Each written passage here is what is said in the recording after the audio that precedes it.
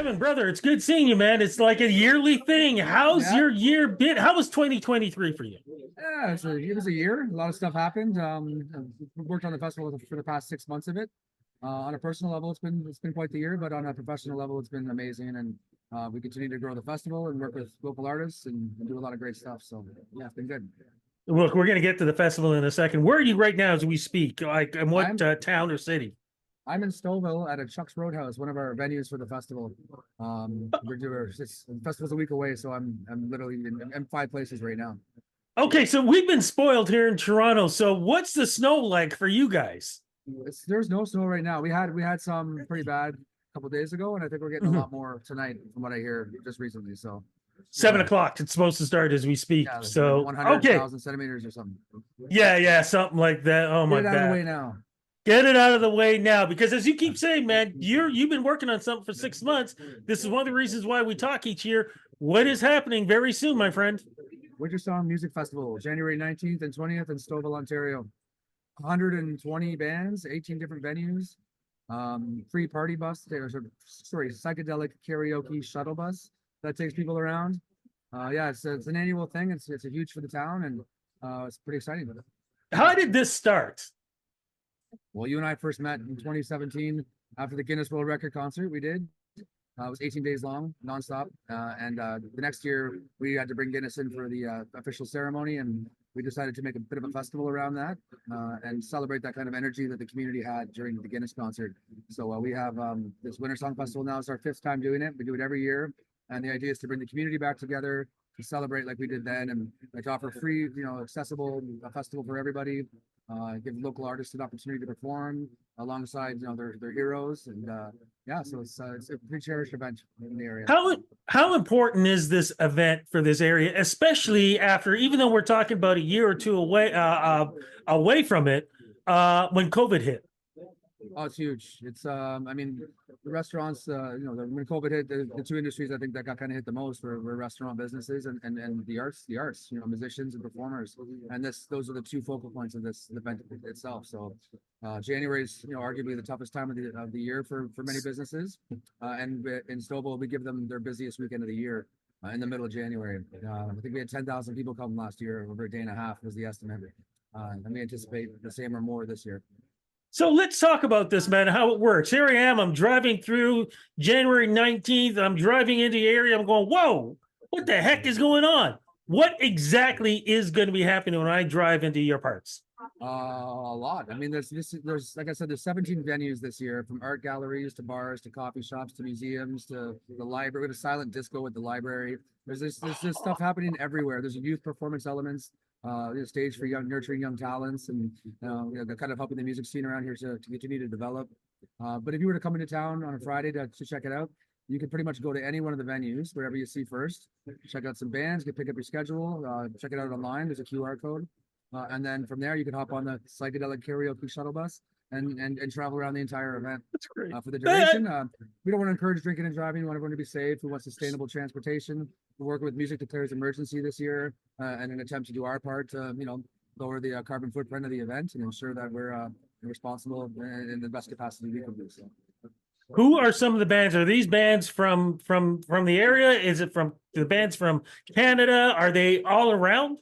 All of our bands this year are Canadian. We are a couple flying in from LA, but they are Canadian acts. It's kind of just happened that way. It's not something that we were strictly, trying to enforce, but we've always just had all Canadian bands. Wintersleep's our headliner. We're super excited. We're all huge fans of Wintersleep. We're incredible Canadian band. Ash from USS is launching his brand new project since USS took a hiatus last year. He's a local boy. He's from the area. The USS fan base is pretty excited. So he's playing at a 120-person venue, but he's performing a few times through the night. So that's really good. Maylee Todd, I'm really excited about. I'm excited about everybody. But Maylee, I don't know if you know Maylee Todd from Toronto. She's an innovative, creative force of nature. She's out in LA now, but she's doing brain music, where she's creating music with thought. I don't know. It's hard to explain.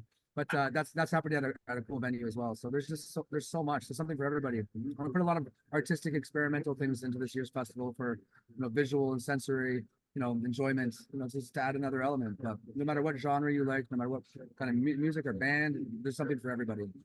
And you talked about, it does well for the economy. From what I read, it's like $1 million comes in for the Yeah, economy. yeah. The GDP is about $1 million.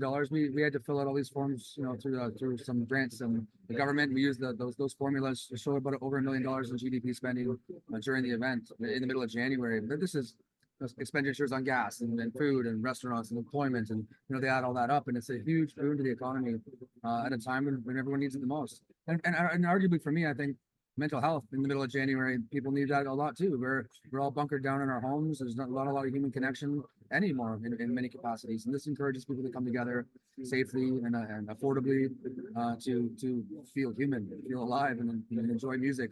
So, Can I still get a hotel room booked? Because it sounds yeah, like, it's going to be tough. It might be tough. I mean, we always book a bunch of rooms months in advance. There's one hotel in town.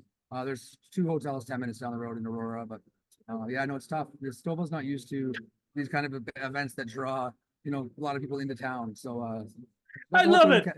Yeah, hopefully they'll catch up. It's worth the drive, definitely. Yeah. Like you said, man, tickets and everything else. How do I go about all that?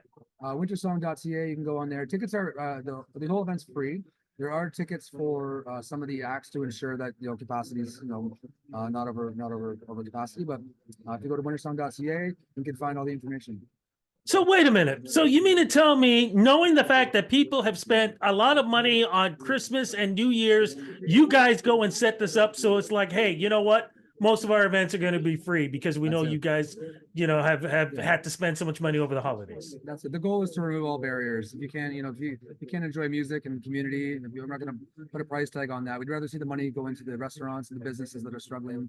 We'd rather see people, buy a band T-shirt or a CD or a record or whatever than us, charge at the door and cause someone maybe to not be able to come. Transportation is free, bus is free, every venue is free. There was a service fee introduced this year for our headliner, only to ensure, when you do a free event, sometimes people will scoop those tickets and they won't show up. And we want to ensure that, there's the fans are in the seats for Wintersleep, which is actually sold out as far as I know. There's a waiting list now for those tickets, but everything else is entirely free, no service fee. We're doing actually really cool panels this year as well. We started doing industry panels. Cool. We have some incredible panelists coming. One of them is called Make It Make Sense. As in CENTS, on how to make money in music. And so while we have all these musicians in town, we want to offer an extra little perk in these panels.